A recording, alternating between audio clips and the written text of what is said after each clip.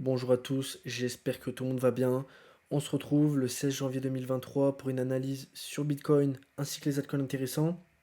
Donc, il y a plusieurs cryptos qui peuvent être très très intéressantes là pendant les heures et les jours à venir. Et puis on va voir voilà Bitcoin, le support, les résistances, qu'est-ce qui se passe sur Bitcoin et où c'est qu'on va aller sur Bitcoin, si on va plutôt sur un mouvement haussier ou un mouvement baissier, on va voir ça dans cette vidéo. Donc là, on est sur Coin360.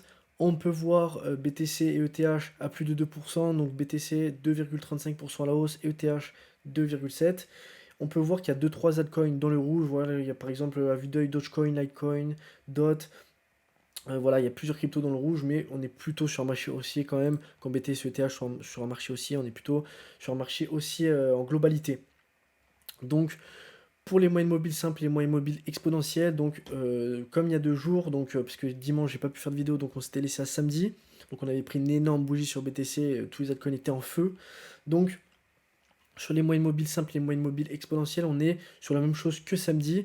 Tout dans le vert quasiment, à part la moyenne mobile exponentielle de 200 en vue jour. Et là, en 5 minutes, donc là après c'est vraiment vraiment à court terme, 5 minutes on va pas trop y prendre en compte. Les moyennes mobiles simples 10 et moyennes mobiles exponentielles 10 et moyennes mobiles simples 20 sur vue 5 minutes. Donc bon là on va vraiment pas trop de 5 minutes à 15 minutes, on va vraiment pas trop regarder, on va commencer à regarder à partir d'une heure, parce que c'est vraiment des très très courts laps de temps, 5 minutes et 15 minutes. Donc on va regarder au minimum à une heure. Voilà, donc voilà ce que pour les moyennes mobiles simples et exponentielles, ça va pas bouger.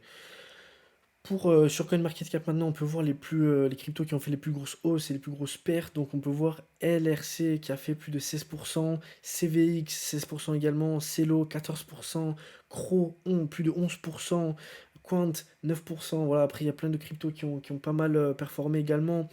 Euh, et après, on a GRT, bon, il avait énormément performé là, il s'est un peu cassé la gueule. On a Gala, on a Zcash, on a Dash, on a Monero, pardon, on a LDO, on a GMX, on a Miota, voilà, plusieurs cryptos qui ont baissé. Après, c'est des pertes assez fines, j'ai envie de dire, c'est pas des grosses pertes comparées aux, euh, aux hausses phénoménales, là, si j'ai envie de dire, de 16% de plusieurs cryptos. Moi, c'est pas des petites cryptos, on a Cro, hein, je vais vous montrer crypto très intéressante aujourd'hui. On a Cro à plus de 11%, donc voilà, la 28e pardon, crypto en termes de capitalisation boursière, donc c'est pas rien. Voilà, c'est pas des petites cryptos, hein, là, il y a tout, c'est toutes les 100 premières ici. On a même Shiba plus de 4%. Voilà, on est plutôt, on peut voir, hein, ça confirme ce qu'on a vu sur Coin360. On est plutôt sur un marché haussier parce que les hausses sont vraiment plus importantes en fait au final que les baisses.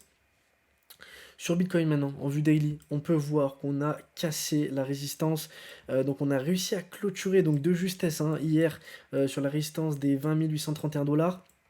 Donc c'est vraiment vraiment cool sur BTC. Là, moi honnêtement, la prochaine résistance, je la vois très très loin. Je la vois à 25 744. Donc la grosse résistance, hein, avant on en a beaucoup. On a par exemple celle-ci qui se situe aux alentours des 22 389 dollars.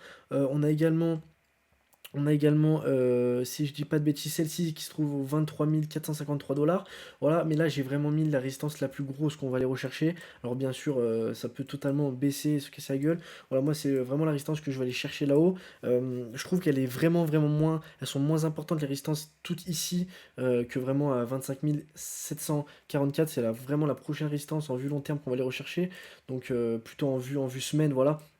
Je ferai une autre analyse pour vraiment aller chercher les résistances les plus près en vue daily et même en vue 4 heures et 1 heure. Voilà, sur Bitcoin, c'est vraiment vraiment cool. On a quand même cassé cette grosse résistance qui était très importante. Et là, on est en train de se projeter au-dessus et ça fait vraiment vraiment plaisir. On peut voir en vue 4 heures. Donc voilà, là, on est sur l'indicateur que j'utilise énormément, Predator. Donc c'est un indicateur payant malheureusement. Il coûte 2000 € je crois de tête l'indicateur. Donc voilà, c'est un indicateur en fait qui donne des signaux d'achat et de vente. Donc en fait pour aider, donc c'est pas quelque chose de magique, hein, aucun indicateur est magique, attention, mais c'est un indicateur qui permet de voilà prendre des décisions un peu pour aider l'humain ou à prendre des décisions. Donc quand on a des bougies bleues, c'est qu'il faut acheter, et quand on a des bougies oranges, c'est qu'il faut vendre. Euh, mais quand il y a des points blancs là, c'est que c'est une bougie incertaine, donc il faut attendre la prochaine. Enfin bref, là, en vue 4 heures, on est plutôt sur une bougie baissière. Donc attention, là, je pense que ça va baisser Bitcoin. Franchement, je pense qu'on va casser l'ancienne résistance qui est devenue support maintenant.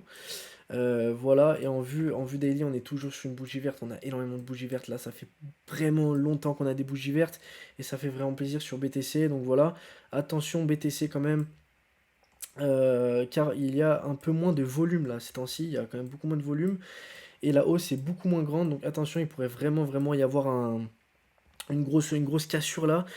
Parce que là, il y a énormément de stop loss en fait au-dessus de cette résistance qui sont placés. Il y a énormément de stop loss qui ont dû être pétés. Donc attention quand même, on est peut-être allé juste chercher stop loss et ça a peut-être baissé d'un coup. Donc faites attention sur BTC. Pour moi, là, BTC, il n'y a rien d'incertain aujourd'hui, on verra demain. Mais là, pas dingue dingue. Sur CRO, donc pour moi, crypto à fort potentiel là encore, hein. On peut voir, on est rentré dans le nuage Ishimoku sur CRO et on a cassé la résistance des 0,0718. Et là, on va chercher la prochaine qui se situe au 0,080. Si je dis pas de bêtises, non, on a cassé à 7,080, pardon. On va aller chercher là, je lis mal sur le graphique, à 0. euh, donc à 0,08958. On peut aller voir en vue 4 heures. Ici, voilà, franchement, il y a de fortes chances qu'on aille la chercher. Peut-être qu'on va se faire rejeter, on va voir.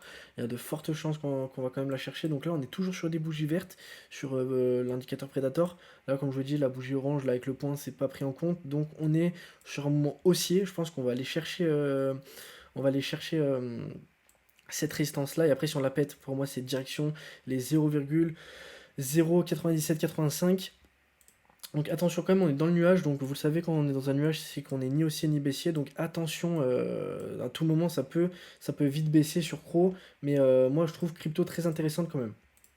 On a Uniswap qui est pareil, une crypto super intéressante. En vue daily, on est sorti du nuage Ishimoku et là, ça fait vraiment plusieurs jours qu'on prend des bougies vertes. Bon, on a hier vraiment une bougie très très neutre, mais on en a cassé la résistance qui était très importante, celle-ci, des 6,378. Donc attention à la prochaine résistance qui se trouve au 7,274. Pour moi là, c'est to the moon jusqu'à 7,274. Et après, on va aller chercher des résistances qui sont beaucoup plus loin sur Uniswap. Donc une crypto vraiment à surveiller, très intéressante. On a Solana, encore une fois, qui touche le nuage Ishimoku. Une fois, deux fois, trois fois, je sais pas ce qu'il vous faut. Euh, Vraiment le nuage Ishimoku, une dinguerie sur Solana. Donc voilà, je pense que là on va se faire rejeter sur Solana. Pourquoi pas prendre un petit trade. Moi personnellement, je vais peut-être prendre un petit trade. J'en avais déjà passé un ici sur le nuage et il avait super bien marché. Donc pourquoi pas prendre un trade à l'os, même si là c'est peut-être un peu tard. Voilà sur Solana. Donc là, plus du tout crypto intéressante. Pour Solana, plutôt à la baisse, hein. On a Comp. Franchement, ça n'a pas bougé, pareil, ça n'a pas trop bougé là depuis hier. On va aller chercher la résistance des 61,43 et puis après on va voir, hein. On va voir, je pense qu'après c'est to the moon jusqu'à 60,33. Voilà. Sur fait, je pense que là il va y avoir une énorme baisse. En tout cas, c'est possible quand on a pris des énormes bougies rouges. Là, en plusieurs jours, on a pris 140, 150, même voire 200% si on part du niveau le plus bas. Donc on a pris des pourcentages énormes en une semaine et demie, voire 2 semaines. C'est juste énorme ce qu'on a fait sur Fed. Donc là, on a pris une bougie orange sur l'indicateur Predator. Donc attention, là, je pense que ça va corriger salement sur Fetch. Donc faites attention à vos positions. Voilà pour les analyses crypto et pour les cryptos intéressantes. Si vous voulez que j'analyse une crypto en particulier, dites-le moi en espace commentaire, je le ferai vraiment avec plaisir. Comme ça, j'analyse les cryptos que vous aimez et puis j'en parle dans une vidéo, j'en dis ce que j'en pense. Et voilà, j'espère que vous avez kiffé la vidéo. On se dit à demain pour une prochaine vidéo. Ciao ciao.